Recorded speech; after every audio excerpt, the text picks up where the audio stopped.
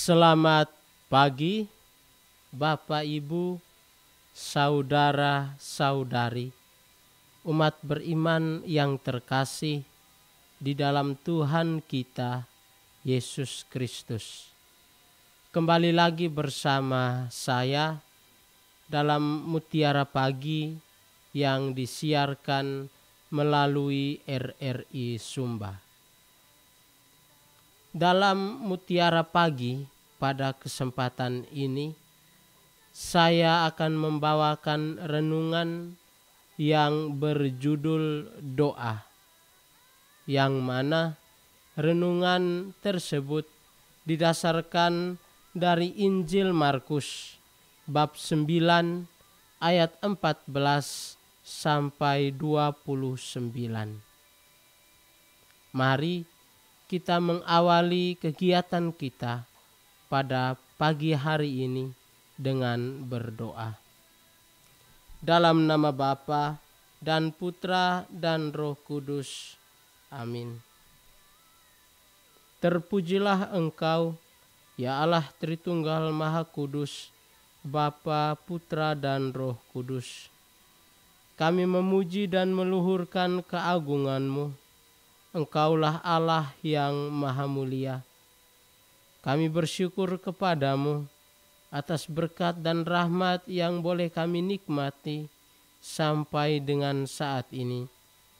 Secara khusus kami bersyukur atas perlindunganmu yang boleh kami terima, sehingga kami dapat beristirahat dengan aman, dan pada pagi hari ini kami dapat bangun dalam keadaan sehat.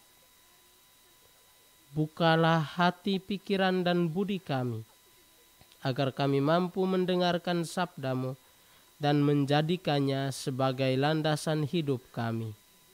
Semua doa ini kami sampaikan kepadamu dengan perantaraan Kristus Tuhan kami. Amin. Mari kita mendengarkan sabda Tuhan.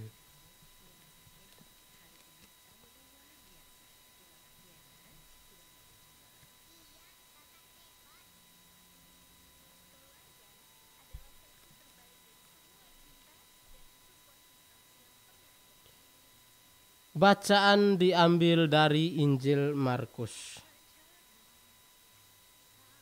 Ketika Yesus, Petrus, Yakobus dan Yohanes kembali pada murid-murid lain, mereka melihat orang banyak mengerumuni murid-murid itu, dan beberapa ahli Taurat sedang mempersoalkan sesuatu dengan mereka. Pada waktu orang banyak itu melihat Yesus, tercenganglah mereka semua dan bergegas menyambut Dia. Lalu Yesus bertanya kepada mereka, "Apa yang kamu persoalkan dengan mereka?"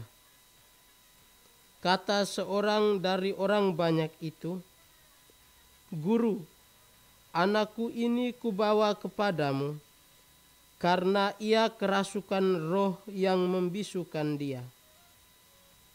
Dan setiap kali roh itu menyerang dia, roh itu membantingkannya ke tanah, lalu mulutnya berbusa, giginya bekertakan, dan tubuhnya menjadi kejang. Aku sudah meminta kepada murid-muridmu supaya mereka mengusir roh itu, tetapi mereka tidak dapat." Maka kata Yesus kepada mereka, "Hai kamu angkatan yang tidak percaya, berapa lama lagi aku harus tinggal di antara kamu? Berapa lama lagi aku harus sabar terhadap kamu? Bawalah anak itu kemari." Lalu mereka membawanya kepadanya.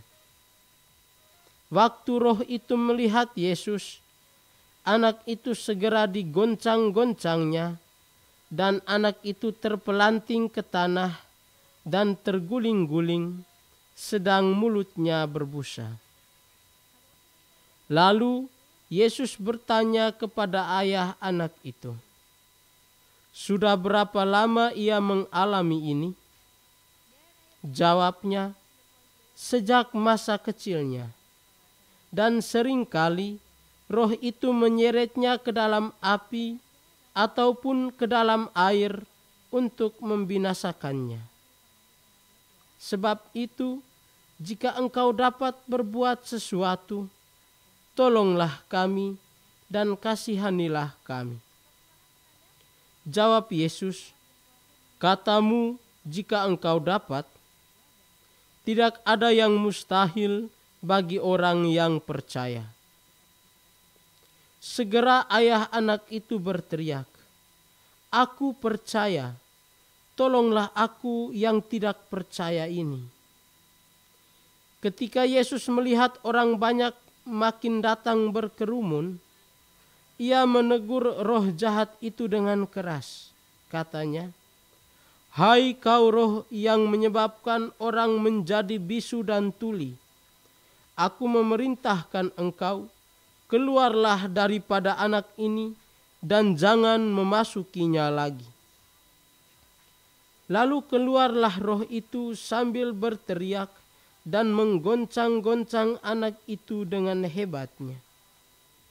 Anak itu kelihatannya seperti orang mati, sehingga banyak orang yang berkata, "Ia sudah mati." Tetapi Yesus memegang tangan anak itu dan membangunkannya, lalu ia bangkit sendiri. Ketika Yesus sudah di rumah dan murid-muridnya sendirian dengan dia, bertanyalah mereka, "Mengapa kami tidak dapat mengusir roh itu?" Jawabnya kepada mereka, "Jenis ini tidak dapat diusir kecuali dengan berdoa." Demikianlah Injil Tuhan. Terpujilah Kristus.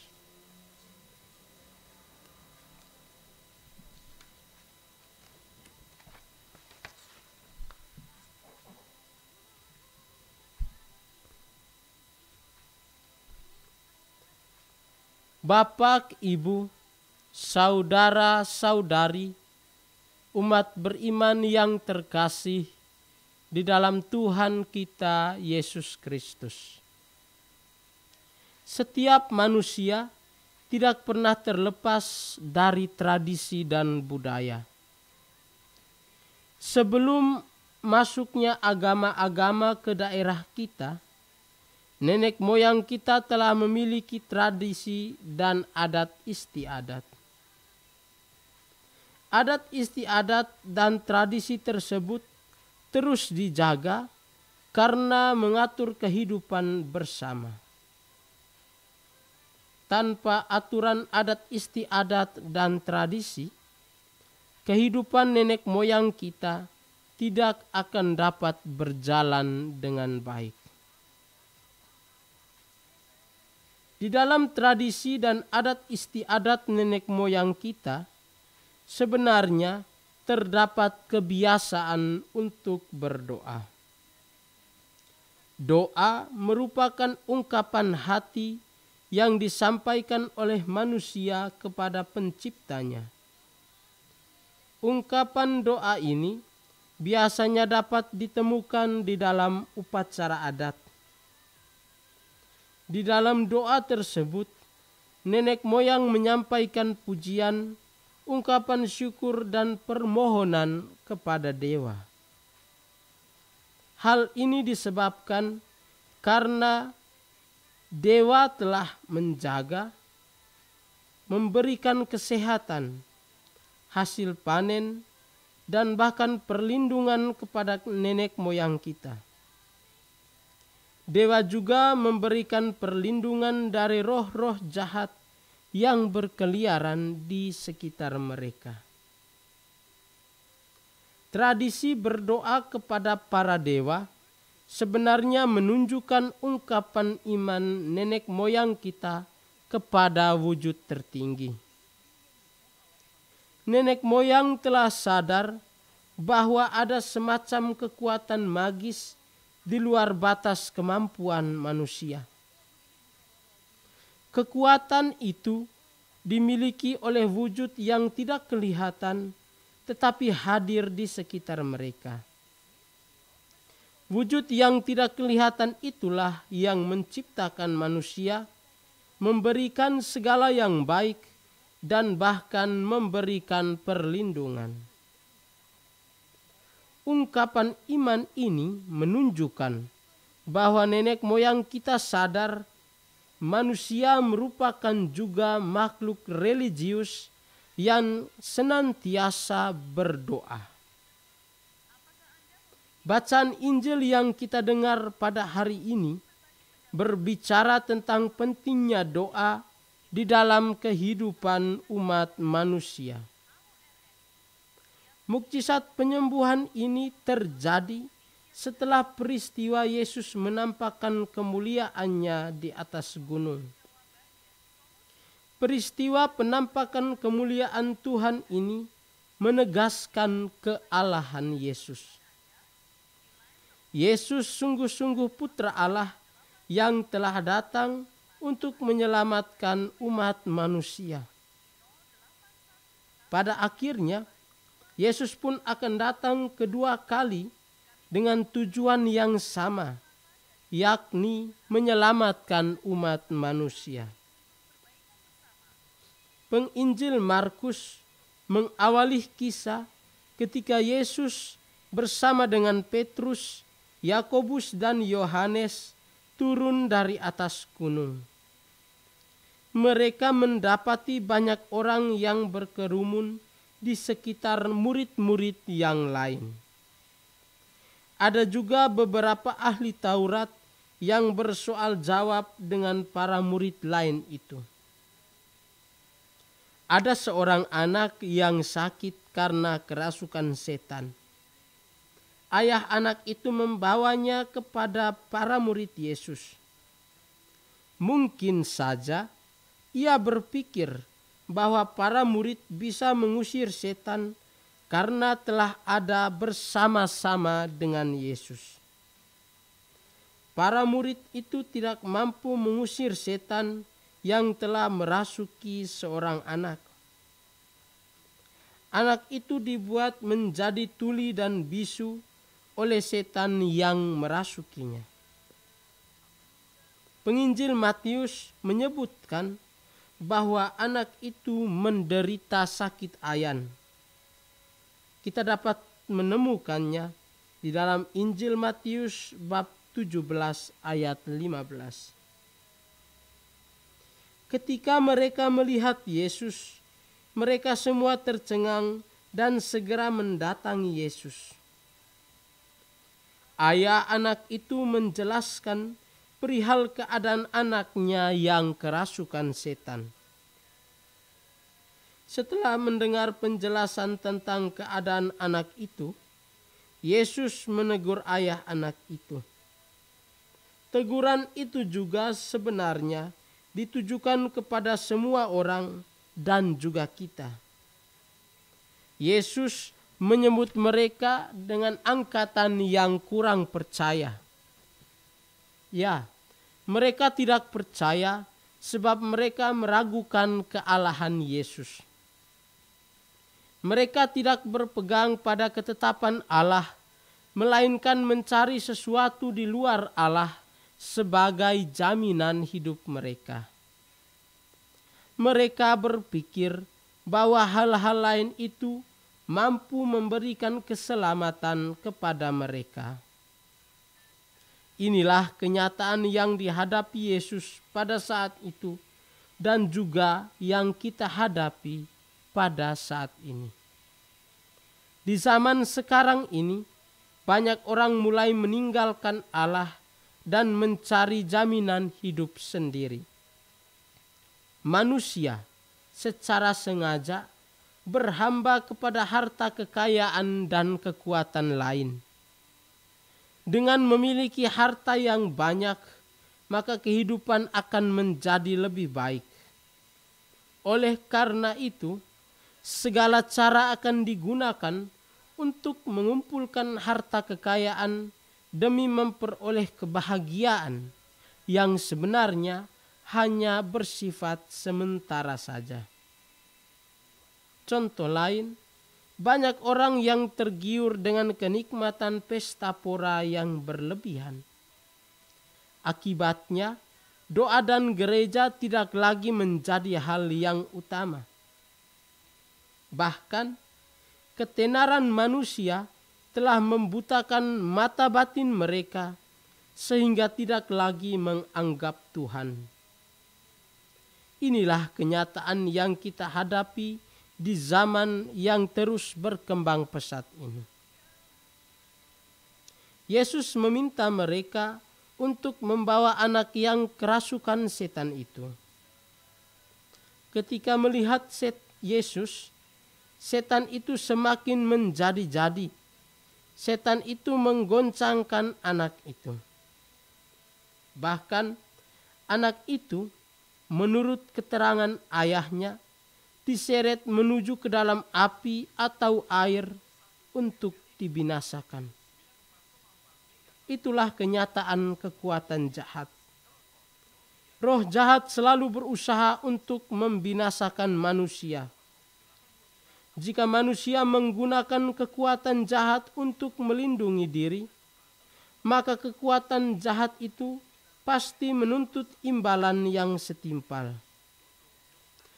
Kalau hal ini terjadi secara terus-menerus, pada akhirnya manusia akan menjadi budak dari kekuatan jahat itu.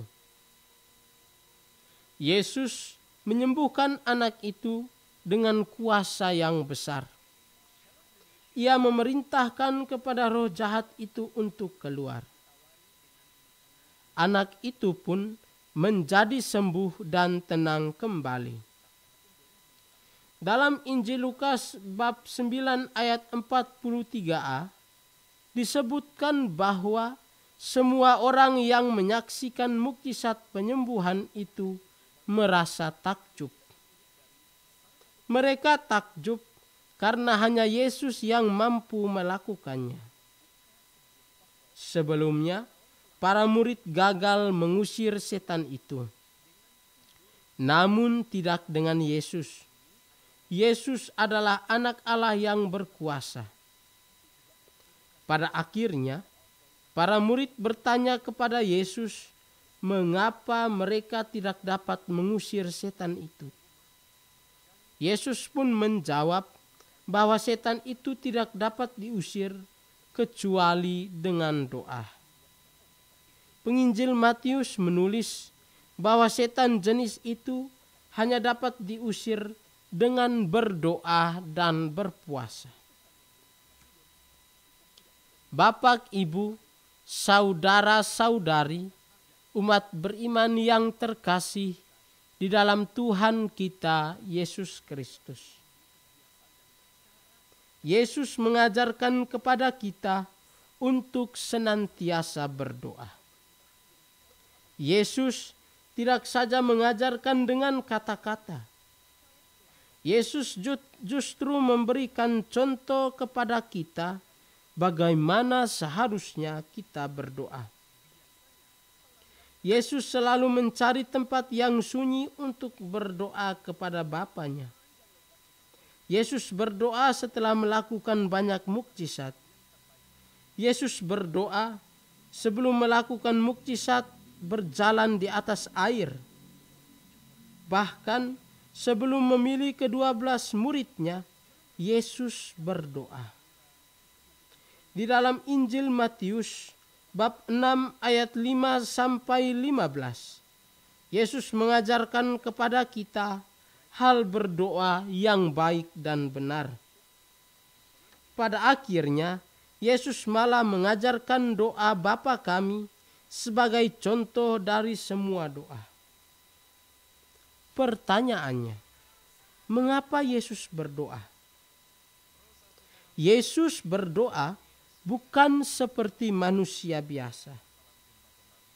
Yesus bukan seperti manusia biasa yang selalu memohon bantuan dan penyertaan Allah Bapa. tindakan Yesus yang berdoa sebenarnya menunjukkan kedekatannya dengan Bapa. Setelah melaksanakan tugas pewartaannya, Yesus selalu membangun komunikasi yang intens dengan Allah Bapa. Hal ini menunjukkan kedekatan yang sangat. Pertanyaannya, bagaimana dengan kita? Apakah kita memiliki waktu untuk berdoa kepada Allah? Ataukah kita hanya menghabiskan waktu untuk mengejarkan hal-hal duniawi? Di dalam Taman Getsemani, Yesus mengajak para muridnya untuk berdoa agar tidak jatuh ke dalam pencobaan. Ajakan itu juga sebenarnya ditujukan kepada kita, para murid Kristus. Di dalam doa, kita mengungkapkan kesatuan kita dengan Yesus Kristus sebagai kepala gereja. Di dalam doa, kita bersatu bersama dengan umat beriman untuk memuji dan memuliakan Allah. Di dalam doa juga, kita bersatu dengan para kudus di surga untuk menunjukkan kesatuan keanggotaan gereja. Lantas, mengapa banyak orang sekarang ini jarang berdoa? Orang jarang berdoa karena melihat bahwa berdoa hanya membuang-buang waktu saja. Doa membuat mereka seolah-olah semakin jauh dari kenikmatan duniawi. Marilah kita senantiasa berdoa agar kita terhindar dari pencobaan dan dapat melawan kekuatan-kekuatan jahat di sekitar kita. Amin.